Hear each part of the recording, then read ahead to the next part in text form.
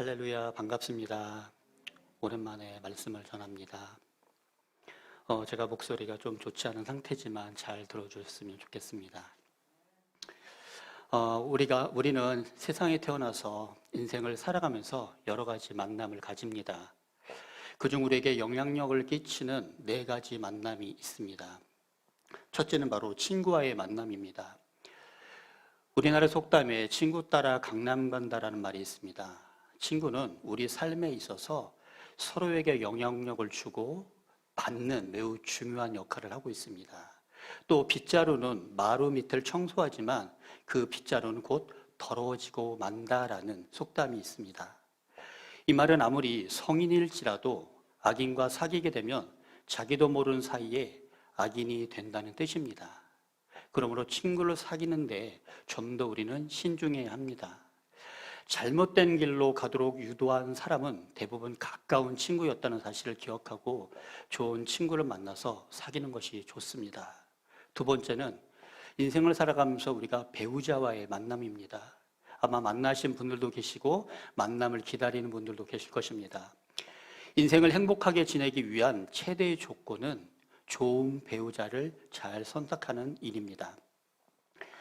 러시아의 격언에 보게 되면 전쟁터에 나갈 때는 1번 기도하고 바다로 나갈 때는 2번 기도하고 결혼할 때는 3번 기도하라는 말이 있습니다.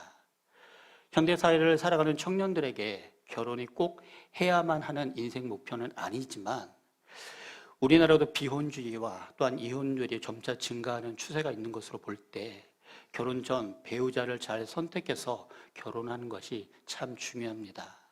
또한 3번째로는 스승 또는 은인과의 만남입니다. 과거에 보게 되면 장사를 해서 돈을 많이 벌었던 남강 이승훈 선생님이 계셨습니다. 이분께서는 이제 많은 돈을 번 후에 그 돈으로 무엇을 할까라고 많은 고민을 하고 계셨습니다.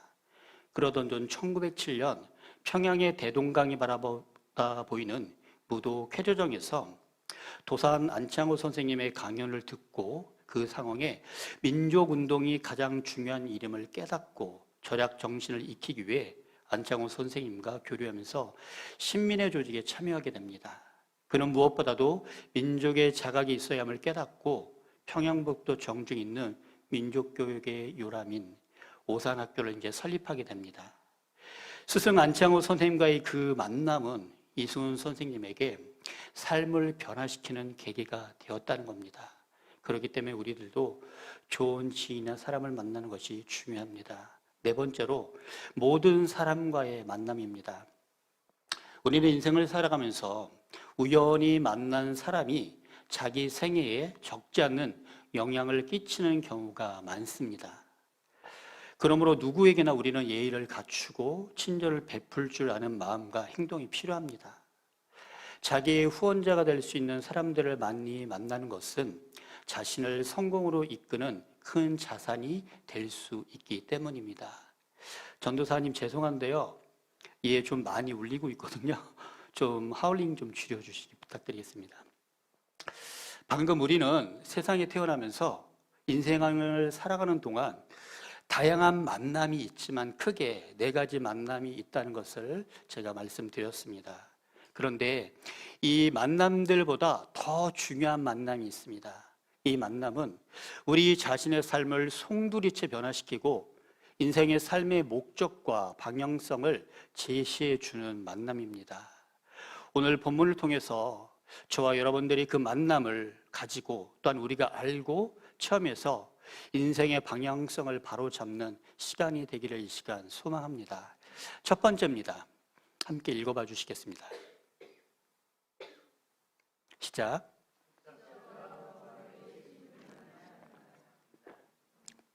네, 우리 신앙인들은 십자가와 부활의 그 예수님을 만나야 됩니다. 오늘 본문 말씀을 보시면 예수님을 따르던 사람들이 십자가에서 죽으시고 무덤에서 부활하신 그 예수님을 만나는 사건을 다루고 있습니다. 약 2000년 전에 예수님을 따르던 이 사람들에게 이 사람들에게는 충격적인 일들을 겪고 있는 것입니다.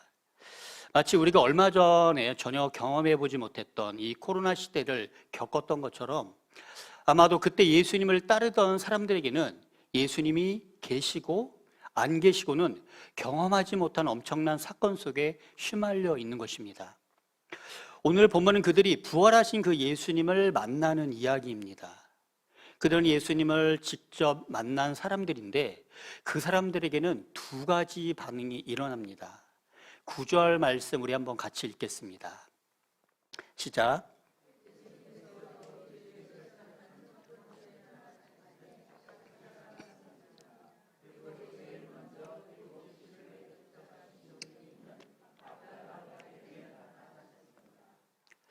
맨 처음 부활하신 예수님을 만난 사람들의 이야기를 하고 있는데 그 첫 번째 주인공이 바로 막달라 마리아입니다.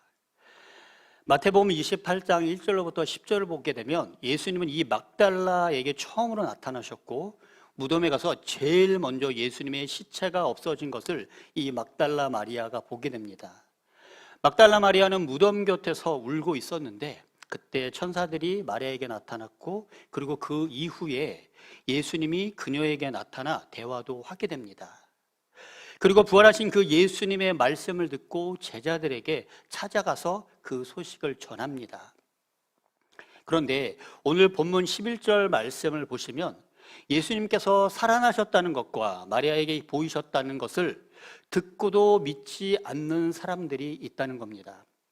11절 말씀입니다. 우리 함께 읽겠습니다. 시작.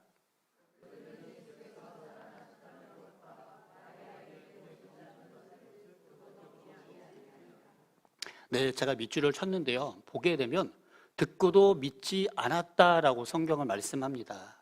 그러니까 부활하신 예수님을 만난 사람이 있고 듣고도 믿지 않아서 만나지 못한 사람이 있다는 겁니다. 어떻게 보면 이 자리에 나온 저와 여러분들 중에서도 교회에 나와서 말씀을 많이 듣지만 예수님을 만나지 못한 사람이 있을 수도 있다는 겁니다. 두 번째로 예수님을 만난 사람은 예수님을 따르던 사람 중에 두 제자에게 나타나십니다. 오늘 본문은 좀 더 구체적으로 말하고 있지는 않습니다. 하지만 누가복음 24장 13절로부터 35절 말씀을 보게 되면 엠마오로 가는 두 제자입니다. 부활하신 예수님이 그들에게 나타나셔서 대화를 하셨지만 예수님을 그들은 알아보지 못했습니다. 그리고 예수님께서 그들에게 자신에 대해서 설명했을 때 그때야 제자들은 예수님을 알아봅니다. 엠마오로 가는 그 두 제자도 예수님을 만났습니다. 가던 길을 멈추고 다시 예루살렘으로 돌아가 다른 제자들에게 예수님을 만난 사건과 부활하심을 이야기합니다. 우리 마가복음 16장 12절로부터 13절 말씀을 다시 한번 읽겠습니다. 시작.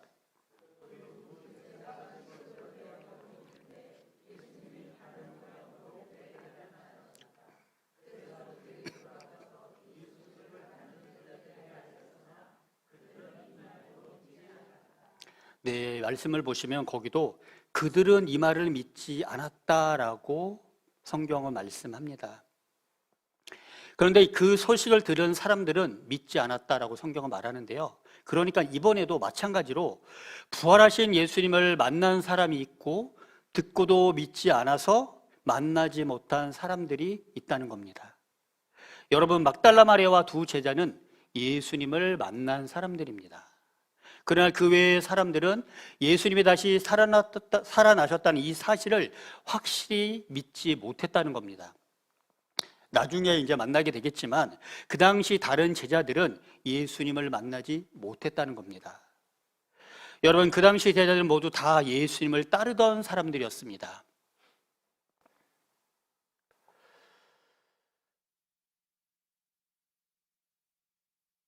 그런데 그 소식을 들은 사람들은 왜 예수님을 만나지 못했고 믿지 못했다라고 성경은 말씀하고 있을까요? 예수님을 직접 만난 사람이 있고 직접 만나지 못한 사람이 있었다는 겁니다. 두 제자들은 예수님이 살아나신 것을 직접 목격하고 만난 사람이었고 나머지 사람들은 예수님의 그 부활하심을 직접 보거나 목격하지는 못했습니다. 그런데 이 제자들을 보면서 두 가지 반응을 우리는 볼 수가 있습니다. 부활하신 예수님을 만난 사람이 있고요, 부활하신 그 예수님을 만나지 못한 사람들이 있다는 겁니다. 여러분, 이 차이는 과연 어디에 있고 이 차이는 과연 무엇일까요? 바로 만남이라는 겁니다. 만났느냐 만나지 못했느냐. 오늘 본문은 그 차이를 분명히 보여주고 있는데요, 한마디로 그것이 만남이라는 것입니다. 사랑하는 성도 여러분, 내가 진짜 만났다면 우리는 달라질 수밖에 없습니다. 내가 진짜 예수님을 만났다면 태도가 변화받습니다. 막달라 마리아와 그 두 제자가 확신을 가지고 다른 제자들에게 가서 말한 것은 예수님을 만났기 때문입니다. 그리고 다른 제자들은 예수님을 만나지 못했기 때문입니다. 여러분, 막달라 마리아와 두 제자는 예수님을 만났습니다. 그리고 그 만남은 경험이 생생했습니다. 우리가 왜 믿음이 약해지고 우리의 믿음이 연약한 전도로 서게 될까요? 그 만남의 경험이 생생하지 않거나 아니면 처음에는 깊게 만났는데 그 만남의 깊이가 점점 약해지기 때문에 우리가 신앙생활하면서 주님과의 관계가 점점 낮아지게 되는 것입니다. 내가 처음 구원받았을 때, 내가 처음 예수님을 만났을 때 그 경험이 내 안에 계속 살아있어야 되는데 그것 한 번만으로 끝났다면 이 만남은 의미가 없습니다. 계속해서 우리가 믿음으로 살아가는 삶 속에서 말씀으로, 기도로, 찬양으로 내 삶 가운데 함께 하시는 그 하나님을 만나고 느끼고 고백해야 하는데, 그런 경험이 계속해서 있을 때 진정한 믿음으로 하나님의 은혜 가운데 살아갈 수 있는 힘이 된다는 것입니다. 예수님의 제자들이 얼마 동안 예수님을 따라다녔는지 우리 성도님들은 성경을 읽어보셨기 때문에 잘 아실 것입니다. 그래도 예수님을 믿지 못한 그 이유는 부활하신 예수님을 만나지 못했기 때문입니다. 듣기는 했지만 정말 만나지 못했기 때문입니다. 사랑하는 성도 여러분, 여러분들에게 그 만남이 있으십니까? 그리고 그 만남이 계속해서 지금 진행 중에 계십니까? 여러분, 만남은 경험입니다. 오늘 막달라 마리아와 두 제자에게는 확실한 경험이 있었습니다. 여러분, 오늘 본문에서 막달라 마리아를 설명하는데요, 꼬리표가 있습니다. 그것이 무엇이냐? 9절 말씀 다시 한번 보겠습니다. 시작.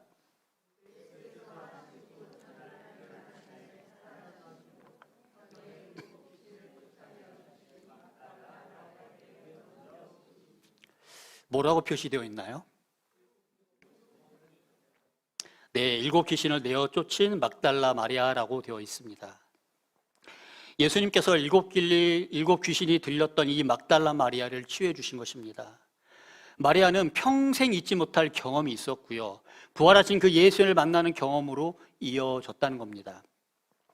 귀신 붙은 것도 대단한데 7이라는 숫자는 성경에서 완전수를 의미합니다. 그러니까 어마무시한 이 귀신에게 완전히 붙들려 있었는데 예수님을 통해서 노임을 받는, 자유함을 얻는, 치유를 받는 경험하고 그 예수님을 만났다는 겁니다.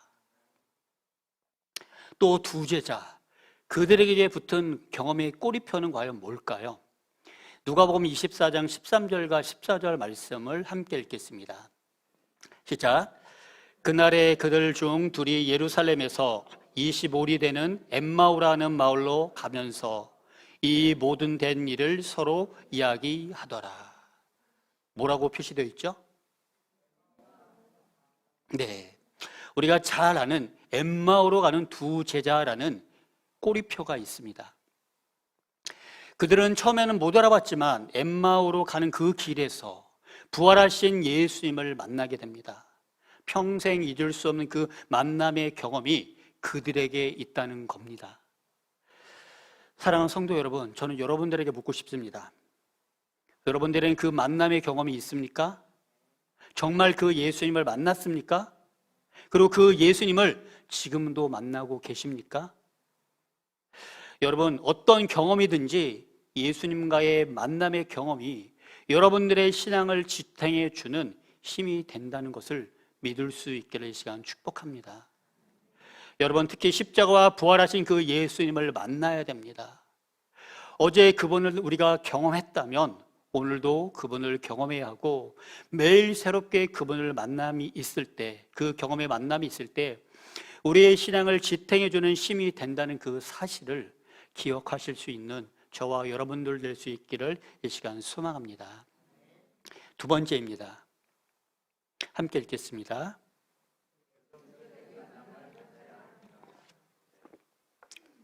네, 우리가 예수님을, 십자가와 부활의 예수님을 만났다면 계속적인 만남을 가져야 됩니다. 이거를 다른 말로는 이제 교제라고 이야기할 수 있는데요.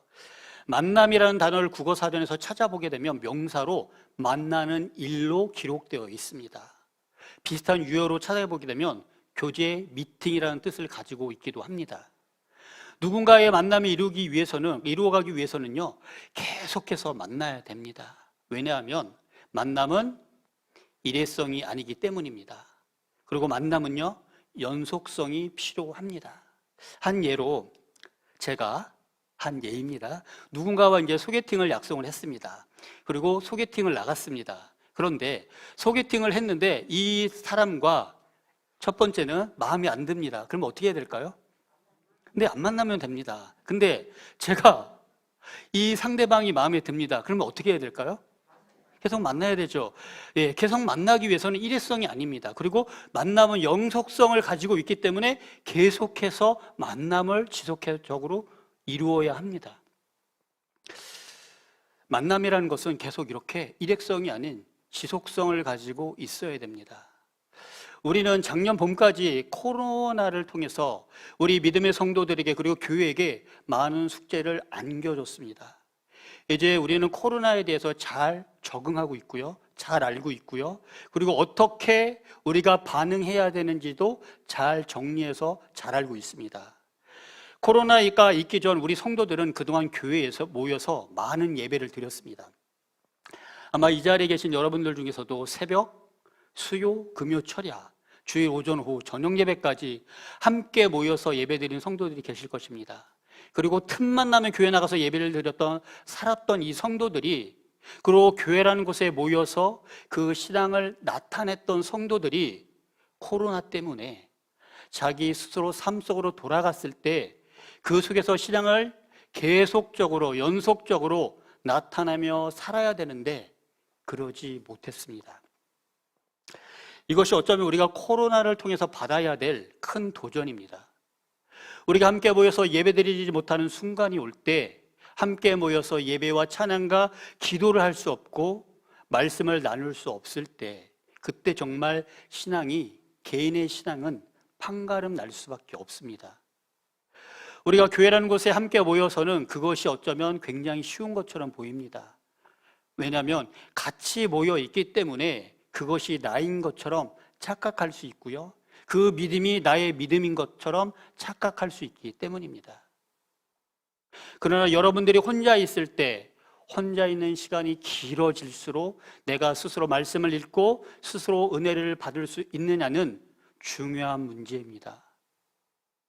여러분들의 생활 패턴 중에 가장 내가 즐겨하고 있는 것이 무엇인지를 점검해 보십시오. 그게 여러분들의 믿음 수준입니다.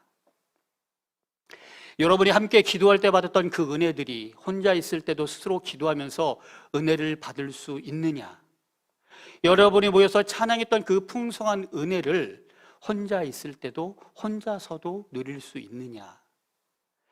모여서는 그것이 쉬웠을 것입니다. 그러나 여러분이 혼자 있을 때 그래도 여전히 그 은혜 가운데 나갈 수 있느냐라는 저는 질문을 여러분들에게 드리고 싶습니다. 여러분, 작년까지 있었던 이 코로나가 우리 신앙에 있어서 그 물음표를 던져주고 있습니다. 그런데 함께 다 같이 예배 드렸을 때는 나 혼자가 아니었을 때 너무나 그 신앙 공동체가 예배가 좋았지만, 나는 여전히 나 혼자일 때 하나님께서 부어주신 그 은혜를 누릴 수 있고 받을 수 있다면 그 신앙은 하나님과 연속성을 가지고 있는 것입니다. 그러나 그동안 우리들이 모여서 은혜 받고 나누고 뭔가 했는데 그것이 흩어져서도 어쩌면 각자가 가능한지를 코로나를 통해서 주님께서 우리에게 물어보실 수도 있다는 것입니다. 사랑하는 성도 여러분, 어쩌면 우리는 단체에는요, 함께하는 거에는 굉장히 강합니다. 반면 유럽이나 영국들은요, 공동체의 신앙에 있어서는요, 공동체보다 개인 성향이 더 강합니다. 교회 성도들이 모이면 우리처럼 으쌰으쌰 하는 것이 거의 없습니다. 그것이 우리나라 신앙의 장점이자 또한 개인적으로 하나님을 만나고 주님과의 깊은 교제에 들어가는 분들이 우리보다는 의외로 유럽이나 영국에 더 많다는 것을 의미하기도 합니다. 제가 아는 한 목사님께서 영국에 살 때 같은 동네에 교수님이 같이 살았다고 합니다. 아침 일찍 이제 산책 겸 동네 한 바퀴를 이제 돌려고 산책하는 중에 그 교수님이 사는 그 골목길을 지나게 됐다고 합니다. 그런데 그날 아침 그 목사님은 평생에 잊을 수 없는 정말 근사한 장면을 목격하게 됩니다. 그 교수님께서 거실 책상에 조용히 앉아 계셔서, 그리고 책상 위에는 성경책이 펴져 있고요, 그리고 한 종이 한 장과 펜이 있었는데, 책상 위에 놓여 있었는데, 두 손을 모으고 주님 앞에 조용히 묵상하고 하나님의 사랑과 은혜를 놓치지 않은 채 주님과 깊은 교제를 하고 있었다고 합니다. 그리고 그 모습을 통해서 하나님과 교수님 사이 아주 깊은 교제의 모습을 보게 된 것입니다. 사랑하는 성도 여러분, 오늘날 많은 성도들은요, 교회와 사역자를 의지하다 보기 때문에 어떻게 보면 자신에게 직접적으로 임재하시는 하나님의 은혜와 사랑을 놓친 채 살아가는 성도들이 너무나 많습니다. 주님께서는 어쩌면 지나온 코로나를 통해서 너 혼자 있었을 때, 그때도 여전히 그 은혜 가운데 나아갈 수 있는지 저를 통해서 이 시간 여러분들에게 묻고 있습니다. 여러분, 어쩌면 코로나보다 더 어려운 상황이 우리들에게 올 수 있다는 것입니다. 그런 상황이 벌어졌을 때, 교회에 모여서 예배드리지 못할 때 나는 나의 신앙을 어떻게 찾을 것인가? 우리가 모여서 예배드릴 수 없을 때 하나님 지금도 우리에게 도전을 주고 있으십니다. 여전히 너 혼자일지라도 주님과의 깊은 교제를 통해서 은혜를 받을 수 있느냐라고요. 여러분, 우리는 던져주는 은혜와 스스로 찾는 은혜 그 사이에서 신앙생활을 합니다. 우리는 사실 누군가가 던져주는 이 은혜 속에 너무나 익숙해 있습니다. 인터넷과 유튜브, 그리고 말씀과 찬양을 통해서 던져주는 은혜에 너무나 익숙하다 보니 그것이 나쁘다는 것은 아닙니다. 그렇지만 이거보다 더 앞서 나아가서 나 스스로 찬양과 말씀을 하고 기도하면서 스스로 찾아가는 그 은혜를 주님과의 관계에서, 만남을 통해서, 교제를 통해서 이루어 가야 된다는 것입니다. 하나님의 은혜를 여러분들의 개인적인 삶 속에서 동일하게 누릴 수 있기를 이 시간 소망합니다. 그렇다면 그것이 무엇으로 가능하게 될까요? 바로 만났느냐 못 만났느냐가 이것을 평가할 수 있다는 겁니다. 내가 정말 주님을 만났다면 믿어지는 것이고요, 그 믿음으로 나는 어떤 상황과 환경이 나에게 올지라도 그 은혜를 찾아갈 수 있게 된다는 것입니다. 우리는 지난 코로나를 통해서 두 가지 반응을 볼 수가 있습니다. 오늘 성경에도 예수님을 만난 사람이 있었고, 이야기를 듣고 믿지 못해서 만나지 못한 사람이 있었습니다. 코로나를 통해서 본 두 가지 반응은요, 코로나로 인해서 신앙이 점점 하나님과 멀어지는 사람이 있는가 하면, 코로나와 전혀 상관없이 여전히 내 신앙은 변함없이 주님만 향하고 있는 성도들이 있다는 것입니다. 저는 이 자리에 계신 여러분들이 계속해서 변함없는 그 신앙을 가지시기를 축복합니다. 그 차이는 바로 주님을 만났느냐 만나지 못했느냐에 있습니다. 오늘도 그 하나님을 만날 수 있기를 바랍니다. 예수님을 매일매일 만나시기를 바랍니다. 성경은요, 매일매일 예수님을 우리에게 보여주고 있습니다. 그리고 기도와 찬양 가운데 우리를 또한 만나 주십니다. 그 예수님을 만나십시오. 어제 만났다고 해서 머무는 것이 아니라 오늘도 만나야 됩니다. 그 만남이 있을 때 어떤 상황과 어떤 환경에도 내 믿음은 변하지 않고 흔들리지 않을 수가 있게 됩니다. 그 만남의 경험이 날마다 새로워져서 그 주님과 함께 믿음으로 이 어려운 상황을 견뎌낼 수 있기를 이 시간 소망합니다. 그리고 진정한 그 믿음이 우리 삶 가운데 뿌리 내려져서 어떤 것에도 흔들리지 않는 믿음으로 승리하는 저와 여러분들 될 수 있기를 이 시간 축복합니다. 기도하겠습니다.